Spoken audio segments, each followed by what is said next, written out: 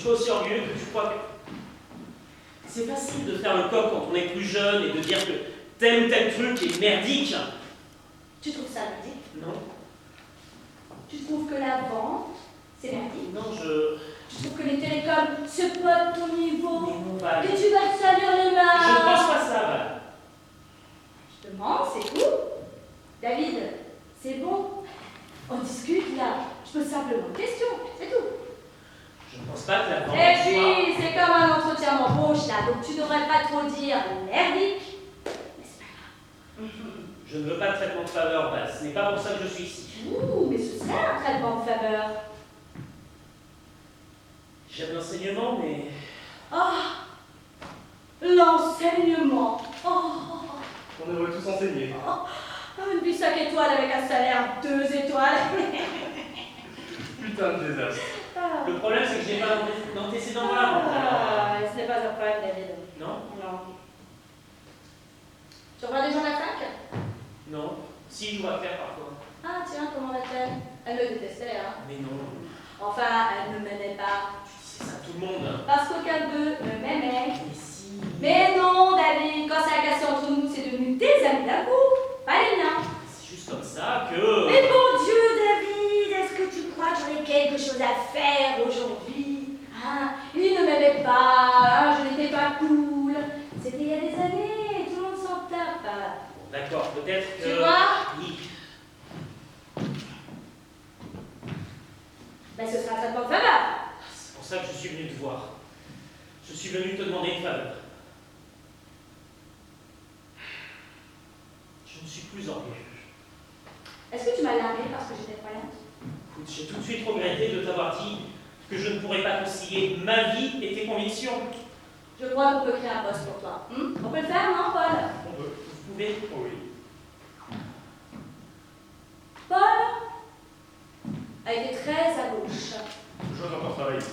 Je ne crois plus en Dieu. Non? Non, n'est-ce pas, Paul? C'est sûr que non. Et à quoi je crois désormais, Paul?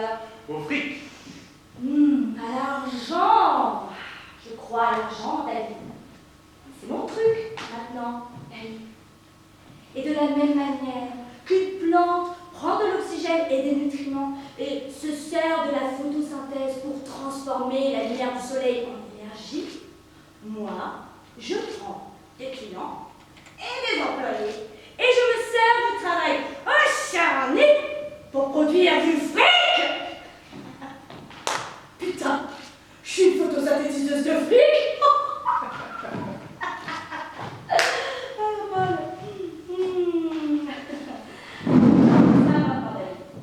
Ok.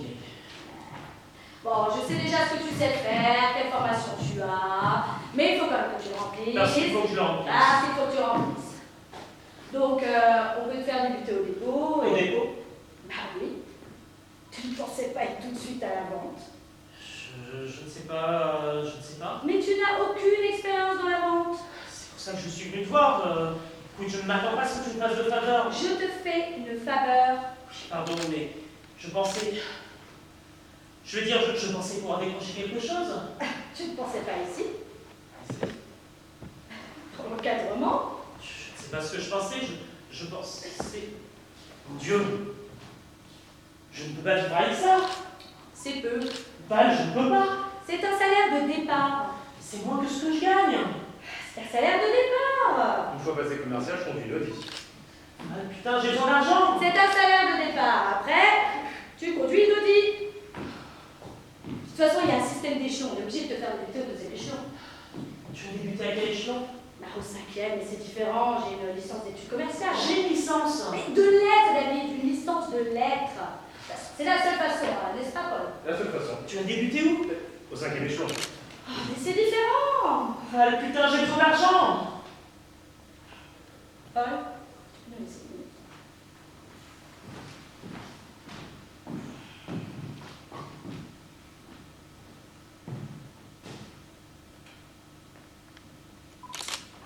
T'as déjà sucé la bite d'un mec? Quoi? C'est une façon de gagner de l'argent. Jess ou toi pourriez vous prendre en photo, en train de sucer des bites et les vendre sur internet. Val. Je connais quelqu'un qui fait ça et sérieux, il se fait un paquet avec ça.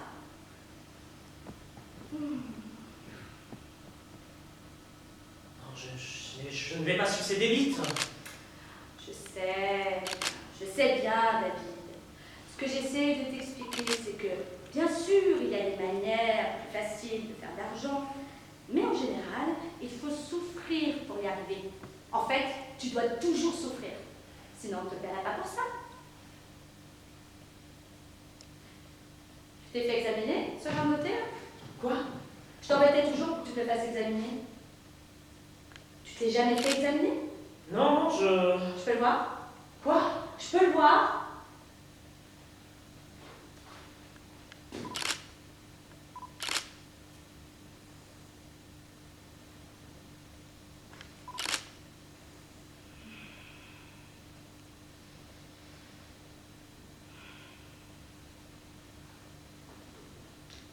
Garde la tête basse, mets-toi au boulot, et je prendrai soin de toi.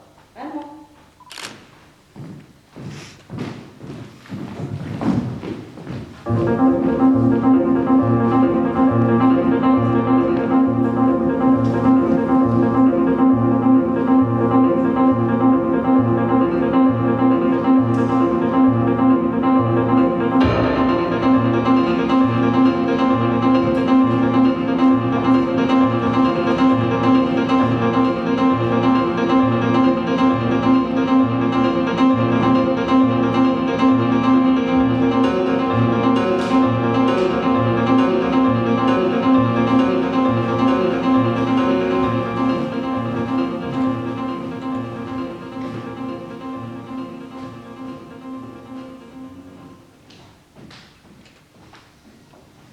Vous voulez sentir que chaque journée de travail peut être autre chose que patauger dans le sang. Vous voulez sentir que la vie c'est plus que de simplement vous en sortir avec le moins d'inconfort possible. Ah, vous savez ce qu'on dit?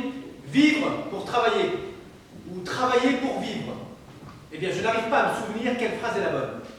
Peut-être qu'il est possible de s'intéresser à ce qu'on fait. Peut-être qu'il est possible de croire en ce qu'on fait. Peut-être qu'il est possible de croire en quelque chose, merde. Je veux dire, combien d'heures est-ce que vous passez au travail? Un tiers de votre vie? Un quart? Vous voulez faire quelque chose dont vous sentez, ok, vous n'êtes pas un comment dire, mais fier. Alors vous essayez. Vous travaillez dur pour faire mieux. Oui, Parce qu'il n'y a rien de mal. non, non, À changer. non. Il n'y a pas de mal à vouloir croire en quelque chose. Quand j'étais enfant, j'ai vu cette émission sur les extraterrestres. Et j'ai soudain réalisé avec une clarté absolue que j'étais une extraterrestre. J'ai réalisé que ma mère avait été fécondée par des spores extraterrestres. Et c'est pour ça que quand tous les autres enfants riaient devant des dessins animés où un personnage, c'était un coyote ou un chat, je crois, se faisait tuer, j'étais horrifiée. Et je me demandais comment ils pouvaient rire à des choses aussi abominables. Et j'ai bien dû passer 4 ans terrifiée à l'idée que la CIA allait venir m'emporter pour pratiquer sur moi des expériences biologico-militaires. Vous travaillez pour une boîte de cartes de crédit. Disons, Vous avez cherché les contrats. par exemple. D'accord. Vous préféreriez être une star de ciné, un top modèle, un footballeur, ou un travailleur interruption, mais ce n'est pas le cas, vous êtes heureux avec. Vous avez un travail, vous le faites bien, et vous vous incommodez. Vous êtes quelqu'un de bien. Pas parfait. Personne n'est parfait. Vous détestez que vos amis réussissent. Mais vous savez que c'est horrible de réagir comme ça. Un putain d'être humain, putain d'ordinaire. Alors ne jugeons pas. Vous avez des idées, merde, vous réfléchissez, vous faites preuve d'imagination. Vous voulez réussir pour votre famille. Il y a les enfants. Un check. Une fille de 3 ans et son petit frère de 18 mois. Une fille de 3 ans qui ressemble comme 2 gouttes d'eau à votre compagne. Et c'est drôle parce qu'elle commence même à se comporter un peu comme votre compagne. Et c'est drôle, grandir une version modèle réduite de quelqu'un que vous connaissez si bien. Vous vous disputez à propos d'argent. Mais vous disputez aussi à propos de la télé ou de la crèche. Et un jour, vous avez cette idée. Oui, vous avez cette idée. Parfois, je m'imagine que je suis devenue alcoolique, à planquer des bouteilles, incapable de faire quoi que ce soit sans avoir bu. Et j'ai des gens qui parlent de moi, qui disent oh, quel dommage, elle a tellement de talent. Et je suis admise dans un centre de traitement où j'essaye de leur résister de toutes mes forces. Mais finalement, je succombe à la logique inévitable du programme, des 12 étapes. Et je finis par raconter comment j'ai triomphé de la déchéance. Pour tout vous dire, je suis malade quand je bois plus d'une bouteille de vin. Un jour, vous vous rendez compte qu'une bonne partie des gens à qui vous refusez un crédit obtiennent ce crédit par d'autres moyens. D'autres moyens moins respectables. Mais de nos jours, on peut toujours trouver du crédit. Et ils payent des taux d'intérêt incroyablement élevés. Parfois l'équivalent d'un taux d'intérêt annuel de 95 voire 100%. Vous avez même entendu parler de taux pour atteindre 160%. Alors vous vous demandez si vous ne devriez pas leur proposer? Non pas la formule qu'ils ont demandé, Non. Et désolé, ça va encore mieux, car en fait, c'est assez excitant. mais une autre formule pour les gens dont le taux d'endettement est trop élevé pour la formule qu'ils ont demandé. Vous voyez? Vous voyez? Et bien sûr, puisque leur taux d'endettement est élevé, ils payent plus cher. Ce qui est logique. Moi, malgré tout, qui ne paierait par les canaux les moins respectables. Donc, en quelque sorte, vous leur faites une faveur. Le business, c'est comme ça que le business. Et vous regardez le total que vous pouvez gagner sur les intérêts d'emprunt. Et vous regardez le total que vous pouvez perdre en cas de défaut de paiement. Et vous retranchez le second total du premier et vous vous rendez compte que la différence constitue un paquet de cash appréciable. Un profit très appréciable, même pour votre employeur et ses actionnaires. Et votre job, c'est de faire le maximum de profit pour votre employeur et ses actionnaires. C'est là pour ça les actionnaires, c'est le but même de... Et vous réalisez que c'est bien l'une de ces idées, vous savez, une de ces idées qui se présente, une de ces idées géniales. Et d'une certaine manière, vous sentez que cette idée est géniale. Je dis sans doute que cette idée géniale vous a été envoyée d'en haut. Studio. C'est idiot, et vous savez que c'est idiot, et vous ne le croyez pas, mais c'est le sentiment que vous avez. Et vous savez que vous tenez là votre chance. Le monde vous ouvre les bras, il y a comme un aliment qui se perd, une brèche qui s'entrouvre. Ça ne durera que quelques instants. Bon, d'accord, pas tout à fait. Mais c'est comme ça que vous le ressentez. Comme si... Et vous savez que quelqu'un d'autre va forcément avoir la même idée d'un jour à l'autre. Des idées comme ça ne restent pas en l'air très longtemps. Et la question que vous devez vous poser est la suivante. Serez-vous celui qui est resté sur la touche? Serez-vous celui qui est resté spectateur? La question que vous devez poser est simple. Quel genre de personne êtes-vous? La semaine dernière, j'étais devant cette vitrine, à regarder ce sac que je n'avais pas les moyens d'acheter. C'était vraiment un très beau sac, vraiment. Et c'était comme si je ne pouvais plus bouger, comme si je ne pouvais pas m'en aller physiquement, je veux dire, j'étais clouée sur place, les poils hérissés sur la nuque et ça me rendait malade de me mettre dans un tel état d'émotion à cause d'un putain de sac à main et